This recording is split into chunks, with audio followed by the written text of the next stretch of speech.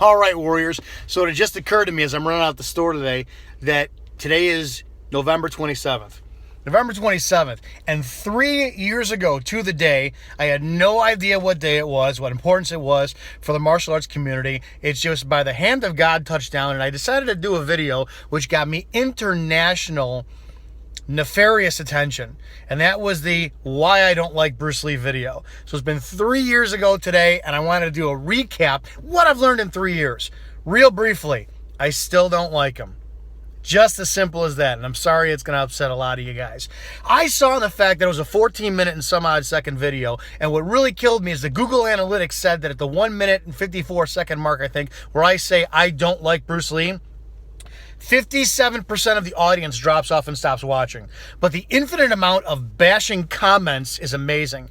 But what's even better is if you look and view the amount of supportive comments for what I'm saying is pretty kind of astronomically awesome too as well too. Look, in the last 3 years, I've clarified my position. I still don't like him. I've still to this day never, ever, ever said I hate Bruce Lee, which is what everyone comes at me for. Oh, you're the guy who hates Bruce Lee. I don't like the culture that he spawned. To this day, Bruce Lee is an unproven, undocumented, mythical fighter. There's not one proof, not even the Wong Jack Man fight, of anything of his skill set. You can't tell me all the way back to his rooftops in China. They're just not accounted for. It's very simple. Ip Man was not his real teacher. Ip Man was his teacher, but Wang Shengliang and William Chung were his teachers. You can just go on and on and on and on.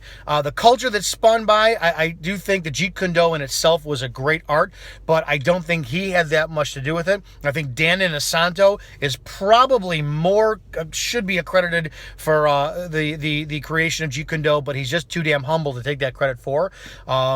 I think that Dan Inosanto probably is Jeet Kune Do. Other than that, Jeet Kune Do died with Bruce Lee. It was his expression of his Wing Chun personified. And I've said it a million times, and I stand by it. If you are a Wing Chun practitioner who understands and truly understands and embraces and trains in the art, you know that everything that Bruce was trying to talk about was in the art if only he completed his education. So to date, no one has been able to prove to me otherwise that he completed his Wing Chun training, which he didn't. No one has been able to prove to me that he didn't, or he had credible fights. He was a phenomenal actor. He was a phenomenal salesman. He was the epitome of charisma, but he wasn't a fighter. He was a theorist.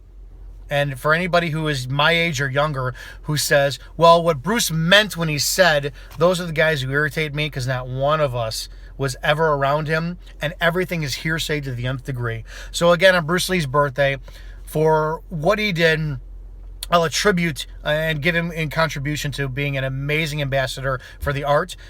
His passion is unmatched. His dedication was unmatched, but his ability and his credibility are just as matched, if not more, than a lot of guys are out here today. So don't tell me Bruce Lee would beat Mike Tyson. Don't tell me that Bruce Lee would have beat Will Chamberlain in a fight. Don't tell me that Bruce Lee would have beat Chuck Norris, because that shit wouldn't have happened, guys. So happy birthday to Bruce Lee. It's 3 years later, guys. I still don't like Bruce Lee, but I love all you guys. See you in the next video.